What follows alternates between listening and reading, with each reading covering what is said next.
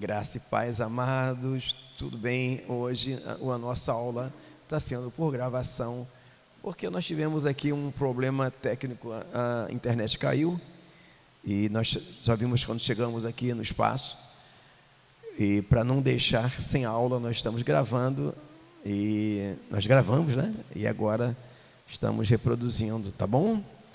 Abra sua Bíblia no livro de Tiago 2, que é a leitura.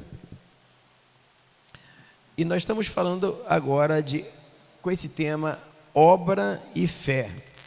Então,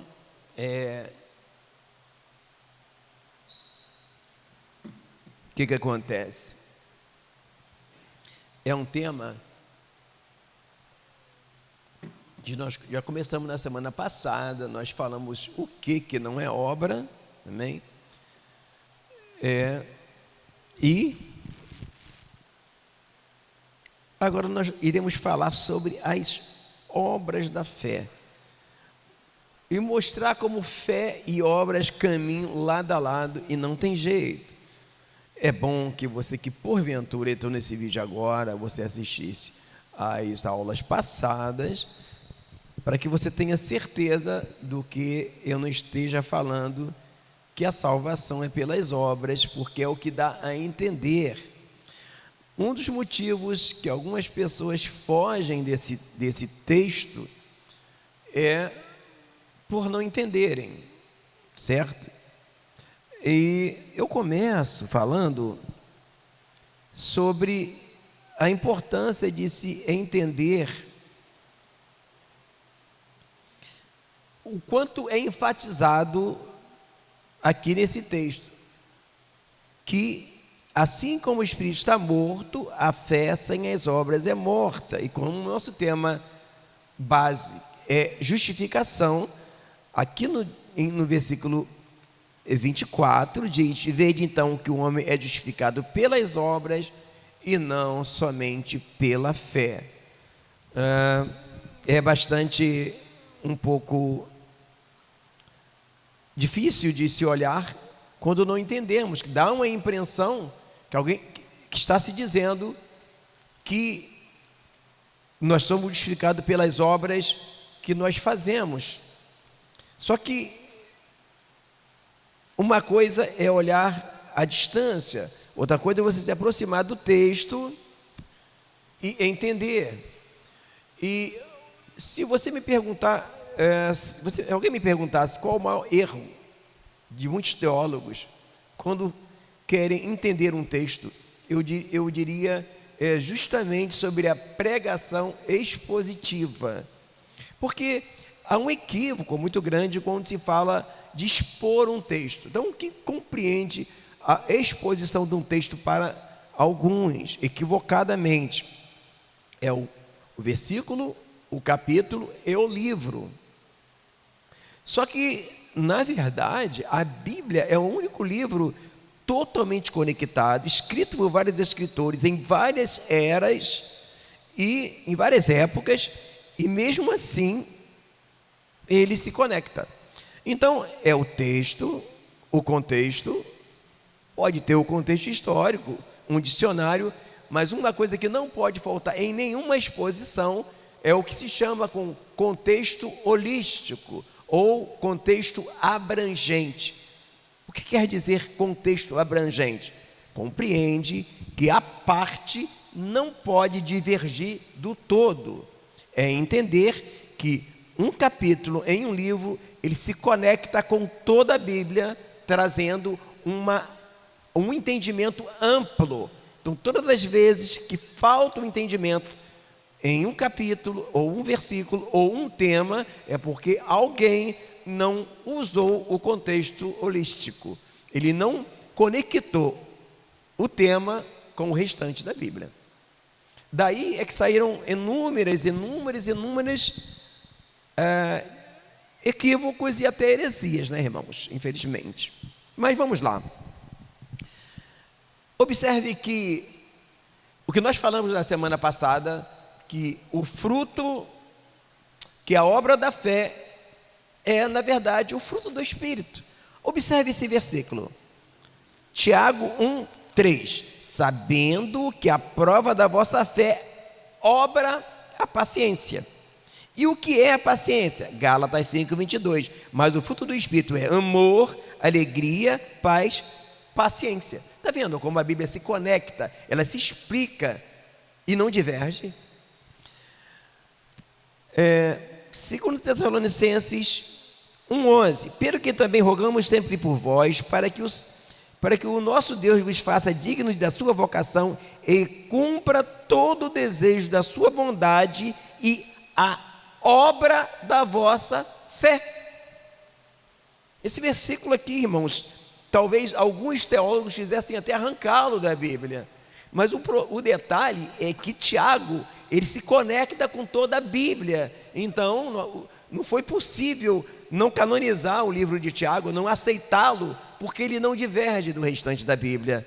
Só que o problema é que alguns não entendem o que é a obra da fé, porque alguém vai dizer: mas eu gostaria muito de ter o fruto do Espírito, mas eu não tenho, eu não consigo. Como eu faço para conseguir? Vamos combinar que é uma boa pergunta, é uma boa indagação. E por que algumas pessoas não conseguem ter o fruto do Espírito? E a resposta é não entender o que é a fé e não entender o que é a graça.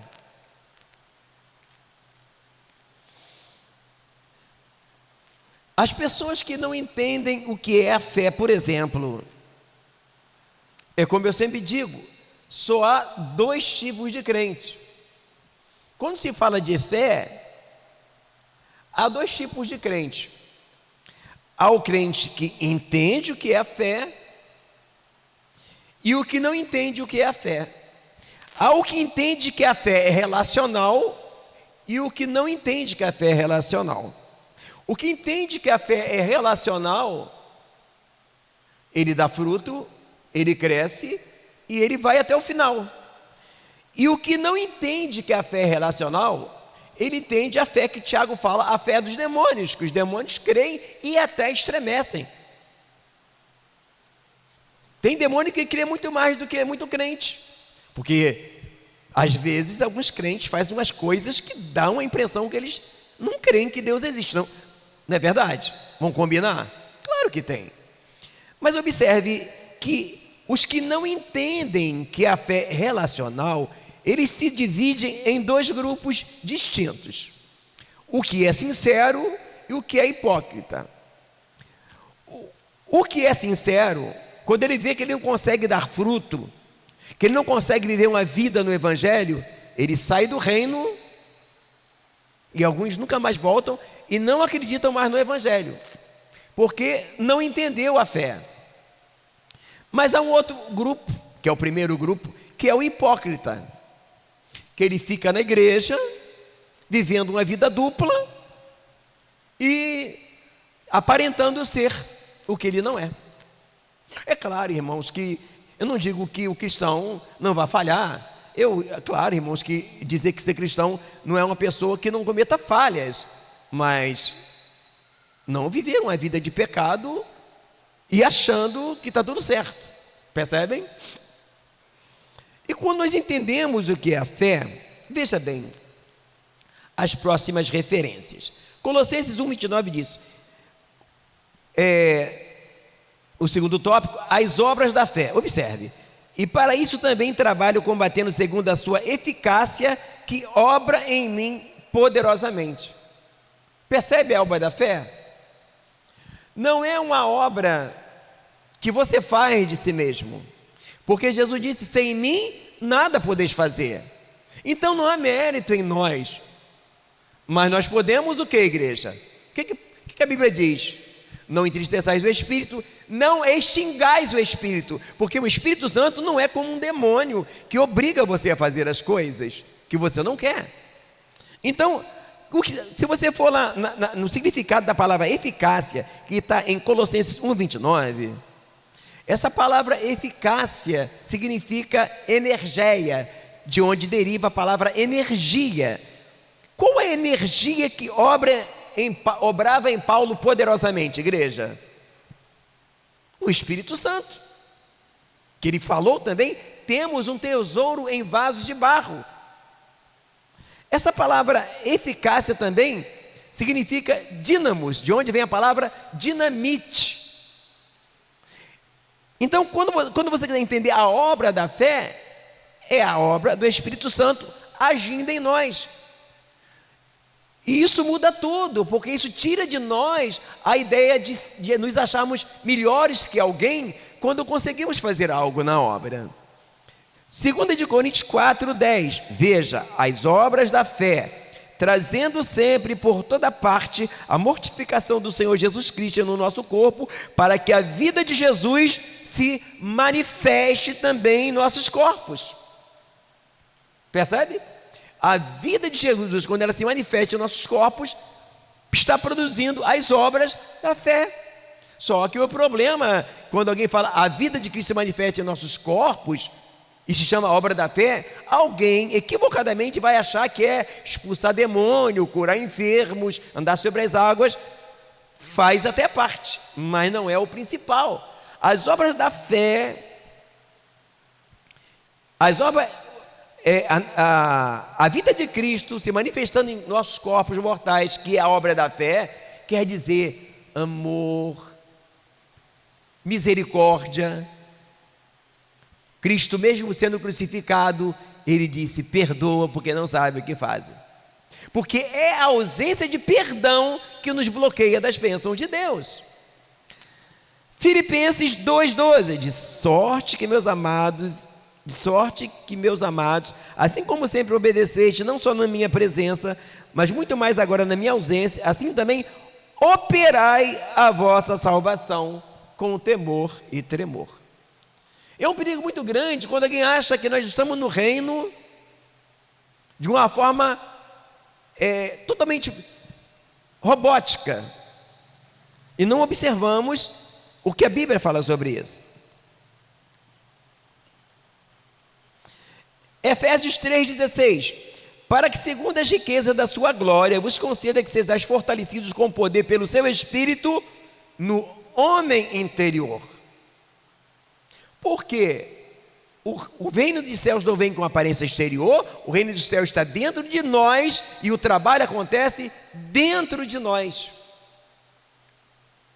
Por isso que há muitas pessoas que se perdem no reino, que entram no Evangelho e saem sem conhecer o que realmente é o Evangelho, porque acham que o ponto alto do Evangelho são coisas que até são importantes: cantar, pregar, expulsar demônio, curar enfermo, mas não entende que o trabalho, a obra mesmo, é o fruto do Espírito. Atos 17:28, porque nele vivemos, nos movemos e existimos. Percebe? Agora, quando nós olhamos para a Bíblia, quando ela fala do Evangelho, de uma forma ampla, como eu falo, num contexto abrangente, não há como negar as evidências das obras. Já começa que Jesus disse: vós sois as luz do mundo, resplandeça a vossa luz, para que o mundo veja as vossas boas obras. Percebe? Jesus falou isso. Agora, observe todas as vezes que Jesus vai falar sobre o reino dos céus. Por exemplo, observe como sempre tem obras. Quando ele fala da parábola, quando ele fala da condição de segui-lo. Bom, quem quiser vir após, Senhor, eu vou te seguir. Ele bonito, quem quiser vir após mim, venha, que já está tudo pronto, é só entrar e sentar na janela. Ele fala alguma que tem. Quem quiser vir após mim, negue-se a si mesmo, tome a sua cruz e siga-me. Obras. Ele não falou: quem quiser me seguir, olha, não precisa fazer nada, eu já fiz tudo e pronto. A parábola dos talentos, Como é que é a parábola dos talentos? O homem dá 5 talentos para um, 3 para outro e 1 para o outro. Para fazer o quê? Para eles multiplicarem. Os que multiplicaram foram condecorados, foram bonificados, e o que não foi, o que ele falou? Tira dele. E ainda fala assim, olha, lançai, pois o servo inútil nas trevas exteriores. Irmãos, eu não estou inventando, é a palavra. Observando a parábola das minas, a mesma coisa acontece. E o que ele diz? Cada um recebeu uma mina. E todos eles multiplicaram, mas teve um que ficou com medo do Senhor e não multiplicou. Olha o que ele fala. Disse que estavam com ele: tirai-lhe a mina e dai o que tem 10 minas. Percebe? Em momento algum, o evangelho é apresentado. Olha, vocês foram chamados, e então alguém acha que está justificado porque foi batizado nas águas, foi justificado porque tem um nome no hall de membros, porque é um ofertante, porque ajuda os pobres.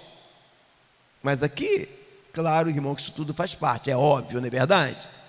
Mas o que nos justifica não é isso. Isso contribui. A parábola das virgens, da mesma maneira. 5 loucas, 5 prudentes. Como eu digo, 2 tipos de crente. Uma levaram azeite, não. As prudentes levaram azeite em suas vasilhas com as suas lâmpadas. Irmãos, se elas levaram azeite, naquela época, ela produziu azeite. Fizeram azeite. Não tinha uma venda para comprar o azeite naquela época. E mesmo se tivesse algum lugar que vendesse, seria muito longe. Não era assim como você vai na esquina e me dá um azeite. Geralmente os azeites eram fabricados. Então, trazendo isso para o nosso sacerdócio, todo mundo sabe que quem fabricava o azeite lá eram os próprios levitas e os sacerdotes. Isso se diz o quê? De obras de novo. Bom, eu poderia falar de outras, mas só mais uma. A parábola do semeador. O que acontece na parábola do semeador?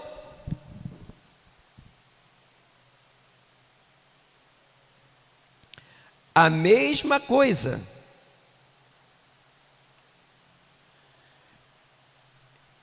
Ele diz que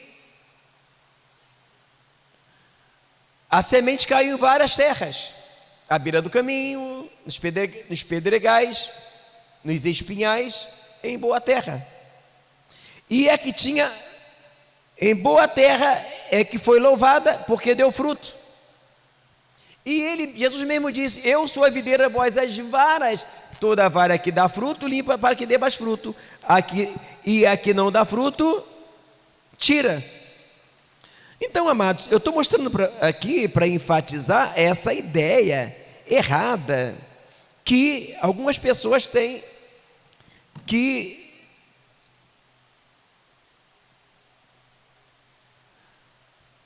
o evangelho nós não fazemos nada.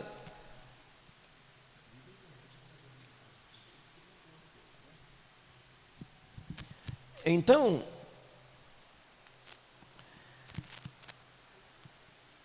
o problema acontece quando nós não entendemos a fé pela palavra. Quando nós olhamos a fé pela palavra, me dá.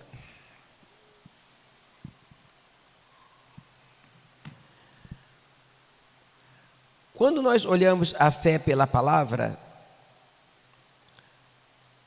nós vemos uma fé ativa, uma fé que faz, que acontece. Então observe aqui,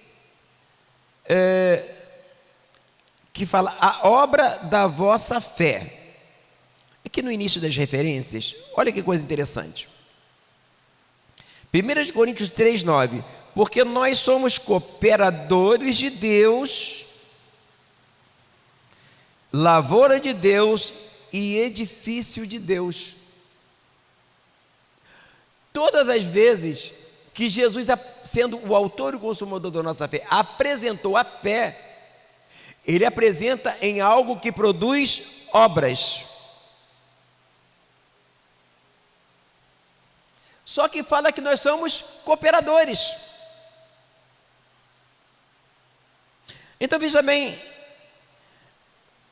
e ele fala que nós somos lavoura e edifício ao mesmo tempo. Por que, igreja? Jesus compara a fé com uma semente, e uma semente que tem que dar fruto. Não é uma coisa facultativa. Então, ele fala de uma fé que tem obras. Quando ele fala edifício de Deus, porque ele compara também a fé a um homem que edificou a sua casa sobre uma rocha. E olhando nas cartas, em Efésios, fala edificando a nossa fé. Edificado sobre o fundamento dos apóstolos e dos profetas. Edificando a nossa santificação, porque nós fazemos algo nisso.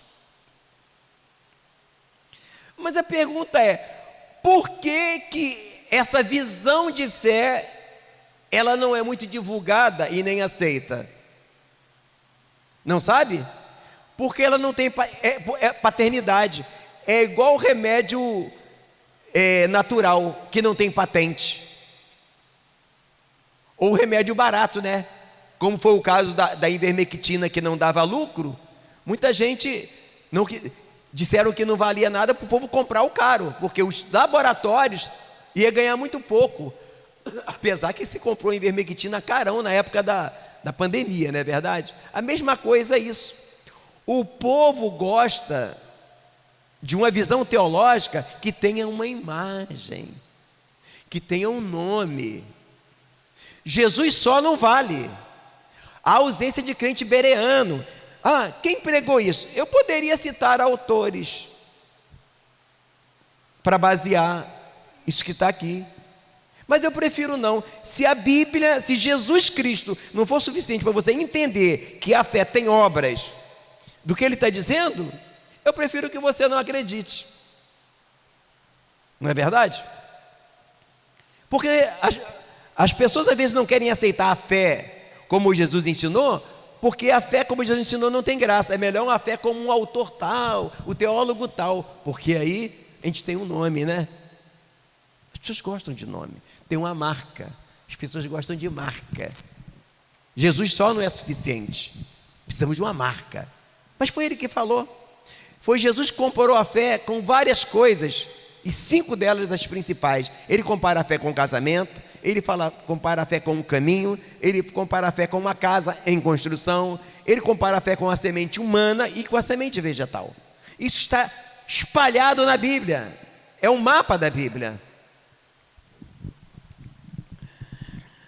Então, algumas pessoas não conseguem entender a fé, porque para muito a fé é que nem o mundo fala. Eu estava vendo uma entrevista outro dia, alguém falou: por que você venceu na vida?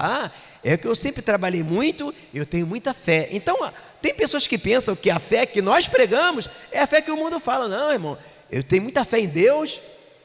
Então, o que é? O camarada trabalhou muito, tem muita fé em Deus e tudo deu certo. Fé em Deus como? Que Deus vai... Mas a Bíblia não fala dessa fé.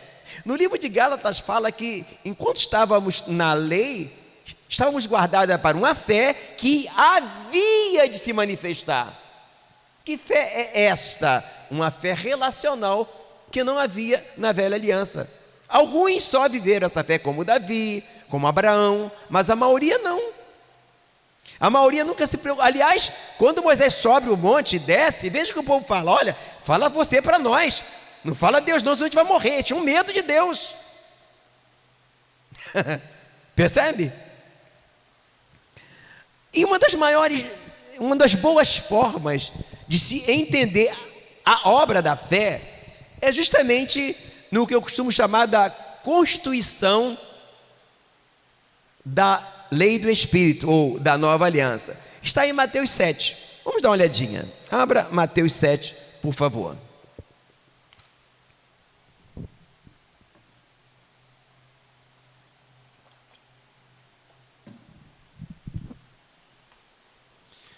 Vamos ler com calma e prestar bem atenção naquilo que o nosso mestre está falando. Aqui ele está falando justamente da obra da fé.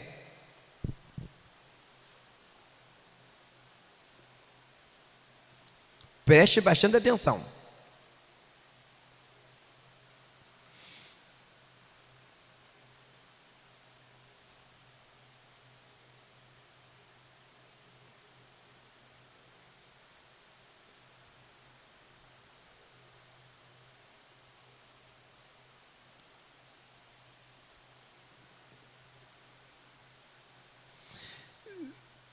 Mateus capítulo 7,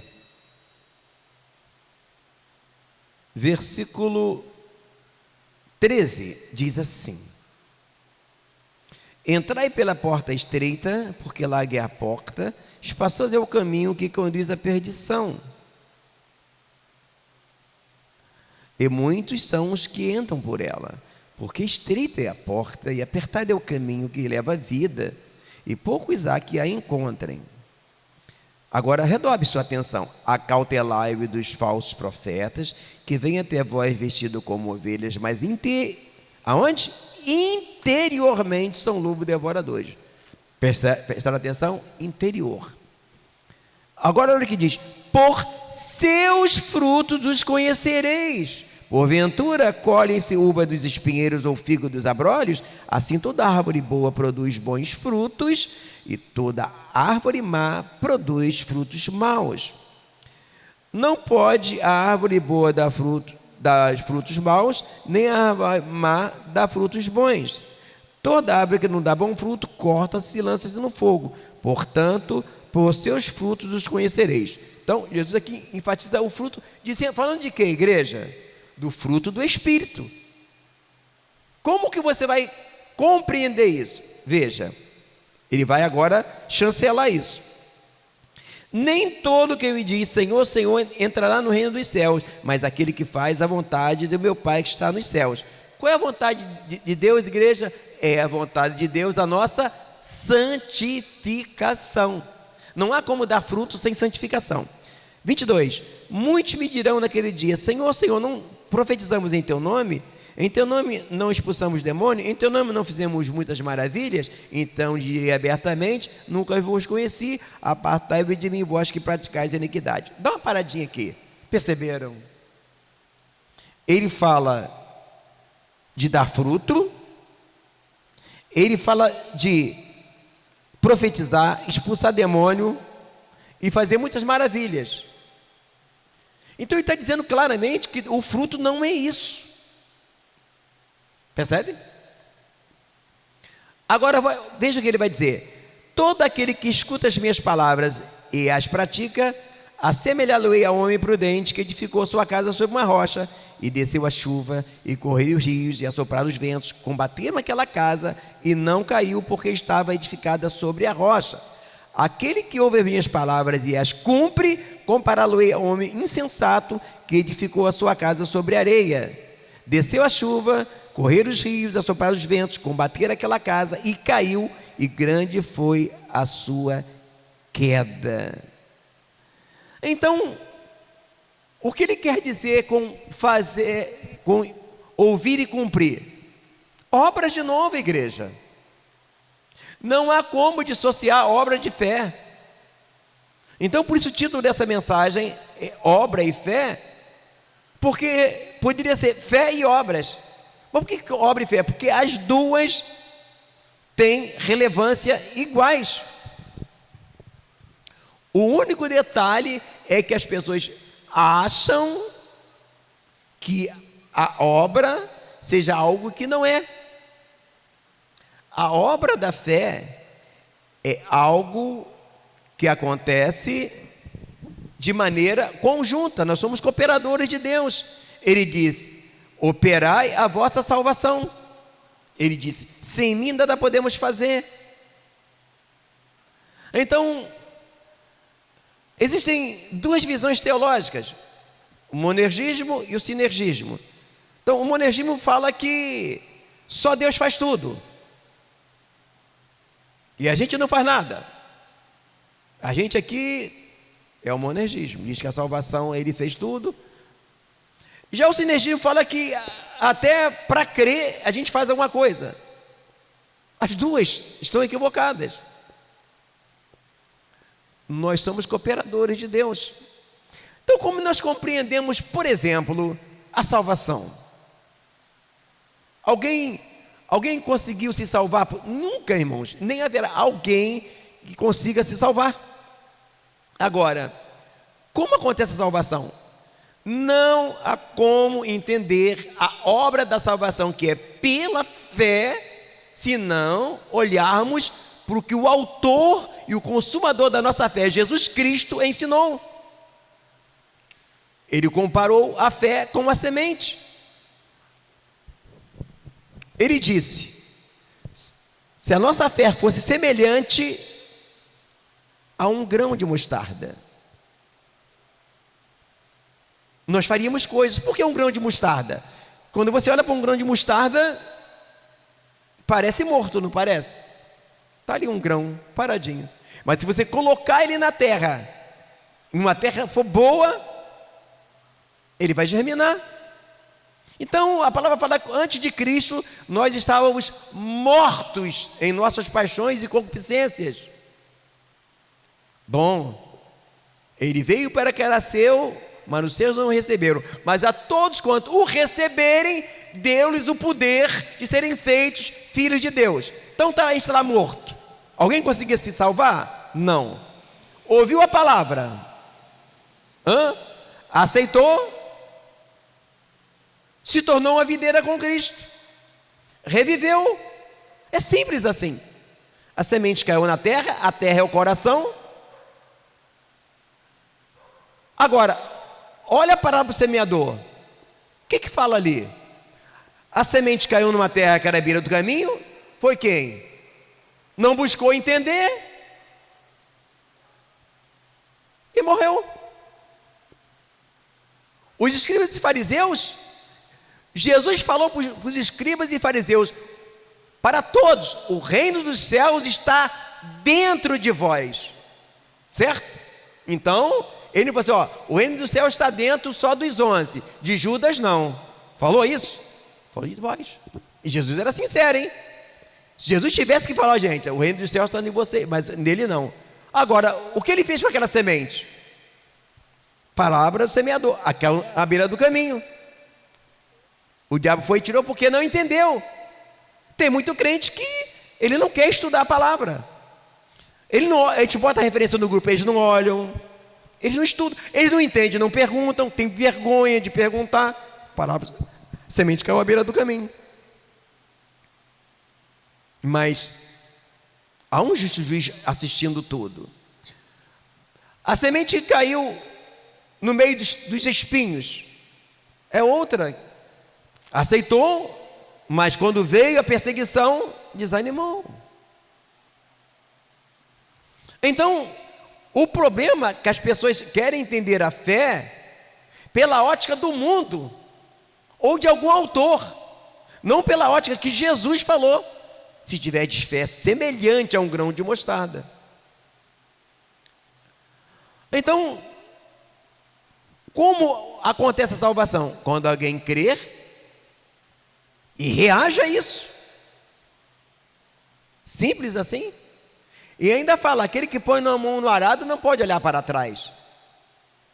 Senhor, eu vou te seguir, mas deixa primeiro eu ir lá resolver lá uma herança que eu recebi. Deixa eu enterrar fulano. O que ele falou? Percebe? O tempo todo, igreja, tem obras, tem renúncia, tem comprometimento. Então o problema de algumas pessoas não entenderem a fé é porque eles não querem ouvir Jesus, o que ele tem a dizer sobre fé. Porque não tem uma marca. A única marca é Jesus, não é o suficiente. Tinha que botar, o autor fulano de tal, o teólogo tal, o fulano de tal falou isso aqui. Ah, então é verdade. Não basta só Jesus dizer que a fé é semelhante a uma casa em construção. E quando Jesus fala nesse sermão da montanha, que quem tiver fé é semelhante ao homem que construiu a sua casa na areia, ele não fala de maneira desconectada. Lá na 1 de Pedro, no capítulo 2, o versículo 4, o que fala? Vós sois pedra viva, casa espiritual, sacerdócio santo. Nas cartas fala, edificai a vossa fé. Irmãos, é a Bíblia pela Bíblia, totalmente conectada, dizendo que a nossa fé também é comparada com uma casa em construção. Então, o motivo pelo qual algumas pessoas entram no reino é que a nossa mente sempre trabalha por associação. Então, na mente de alguém, o que é a igreja? Tal dia vai ser o dia da revelação, porque em algumas religiões, você vai lá e o camarada revela para você. No tal dia vai ser o dia de dar o objeto tal, porque em alguns lugares é do objeto. Eles não entendem que a fé ela é relacional. E essa relação nossa com o Senhor que vai gerar o fruto do Espírito, que são as obras da fé, que nós participamos sim. Cristo morreu na cruz para que houvesse essa diferença da velha aliança, que Paulo fala. A vida de Cristo se manifesta em nossos corpos, que Paulo diz, a sua eficácia que obra em mim poderosamente. Então, o problema de algumas pessoas não entenderem a justificação pelas obras é porque acham que essas obras são um mérito nosso. Não, nós podemos extinguir, nós podemos, como é que se diz? Rejeitar. Mas se permitirmos, vai acontecer. O outro problema de algumas pessoas não entender a justificação pelas obras é por não entender a graça. Para muitas pessoas, a graça da Bíblia é a graça que tem no mundo. Eu recebi uma graça, eu fui curado. É graça, mas não é a graça que salva, não é a graça que justifica. Eu recebi uma graça, é a graça de Deus, é uma graça subjetiva, como o mundo fala. A graça da Bíblia, ela é multiforme, ela se manifesta, ela age, ela nos justifica, ela nos leva a um nível extremamente superior ao nível que era da velha aliança. Então, a justificação pelas obras, elas acontecem de uma maneira natural. É como um pé de manga, dá manga de forma natural. O que justifica que aquele pé é um pé de manga? As folhas? Não. O pé de manga se parece com algumas outras árvores, se você prestar atenção. Quem foi criado no meio de mato sabe como é que é. Agora, quando você vê ali a manga, aí está justificado com o pé de manga. Agora, nós a mesma coisa. O que nos justifica que somos filhos de Deus? Está aqui o texto, o fruto. E aqui distingue que fruto que é esse. Então não adianta a gente querer negar. Algumas pessoas não conseguem aceitar, porque quando olhamos para o texto que Tiago colocou, dá uma impressão que Tiago está dizendo que eu sou justificado porque eu sou um pastor, porque eu estou aqui pregando. Não, isso não me justifica eu estar aqui pregando. Não estou justificado por isso. O que me justifica são o fruto. O que eu sou na minha casa, a paciência, a fé, obra, paciência. Olha a paciência de Jesus que ele teve, morrendo na cruz, sendo santo e morrendo. Paciência, fruto do Espírito. O problema é que as pessoas não entendem que a justificação acontece pela graça de uma forma ampla, santificados pelo sangue. Por quê? O sangue nos purifica de todo pecado. Mas nós corremos o risco de, por não estudar o assunto, achar que somos justificados porque a igreja está crescendo, porque oramos e alguém foi curado. Só para você ter uma noção, ainda hoje conversando com um pastor amigo meu, a gente estava analisando alguns louvores. Irmão, tem gente que se sente justificado por estar na igreja. Olha só como é que tem uma música. Eu não vou cantar não porque pode dar direito autoral, mas a música é mais ou menos assim, ó: vai lá e pega quem falou da minha vida e avisa que eu estou de pé. Percebe? Só de cantar assim, uma pessoa, se não tiver caído, vai cair, irmãos. Pessoas que se sentem justificadas por estar na igreja. Percebe? Então, se eu estou na igreja, eu estou justificado. Não, eu estou justificado pela fé que dá fruto, pelo sangue que me purifica. Percebe? Isso que nos justifica. E todas as vezes que alguém não é justificado pela fé, pelo sangue, pela graça, naturalmente ele vai tentar, de uma forma natural, ele vai querer se justificar de outra forma, ou pela placa da sua igreja, ou pela sua ortodoxia, ou pela história da sua igreja, ou por fazer caridade. É natural da gente, irmãos. Só que isso é um perigo muito grande, porque nós corremos o risco de repente, não entender o que nós estamos fazendo no reino. E onde há ausência de justificação, há ausência de paz, há ausência de esperança. E eu prego essa palavra, eu falo sobre isso, porque isso mudou a minha vida. Com certeza eu não estaria assim, aqui, se um dia alguém não me ensinasse a justificação pelas obras dessa forma, a justificação pela graça dessa forma. Então eu passo para vocês aquilo que me abençoou, aquilo que me curou, aquilo que me faz todos os dias acordar em paz, aquilo que faz todos os dias vir aqui para esse lugar bem. Porque senão, irmãos, o evangelho começa a ser para a gente um peso que a gente sustenta para manter uma imagem de cristão, para manter uma imagem que tudo está bem, mas não há paz, não há alegria, não há gozo, não há esperança. Aonde há justificação, há reino, e o reino de Deus não é comida nem bebida, mas justiça, paz, gozo e alegria no Espírito Santo.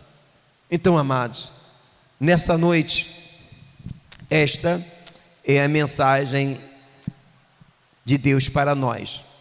Se tiver alguma dúvida, coloca no chat. E na próxima semana a gente vai continuar falando sobre obras. A gente vai ter mais ainda uma aula falando de obras. E o nó teológico desatado é esse. A mesma Bíblia que fala que a salvação é pela fé, já está falando falando pelas obras, que a fé sem as obras é morta. E não está dizendo que não é pela fé, e não está dizendo que essa obra, irmãos, nós somos justificados pelas obras, mas anote, ninguém consegue fazer nenhuma obra que justifica por si só. Jesus disse: sem mim nada podeis fazer. Então, nós somos justificados pelas obras, mas não há mérito nisso, igreja. Entenda, não há mérito. Nós somos salvos pela fé, uma fé relacional que nos traz para nós a natureza divina, e essas obras acontecem não por nosso mérito, mas pela nossa cooperação. Então, que nós possamos entender o valor de viver esse evangelho.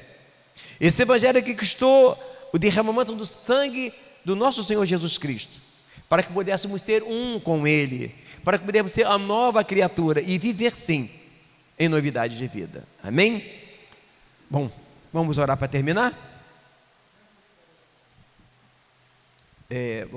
Vamos orar, né? Senhor Deus e Pai, te damos graça pela Tua palavra que foi pregada, que possamos sim, Senhor, vivermos esse evangelho que nos faz pessoas parecidas com Cristo, que nos faz pessoas diferenciadas, não pelo nosso mérito, não porque somos melhores do que alguém, mas porque a Tua graça obra em nós de forma poderosa, meu Pai. Abençoa os nossos corações, que essa palavra que não é minha, que a Tua, possa florescer, frutificar para a glória do Teu nome. Te pedimos em nome de Jesus.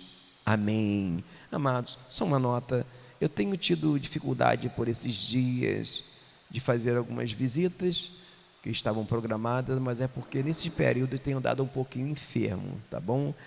Então, as pessoas que estão ainda esperando alguma visita minha, entendam essa demora, mas é por causa da minha saúde, que não estava um pouquinho boa, não estava muito boa, tá bom?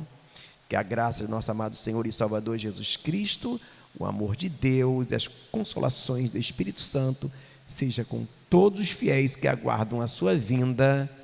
Amém.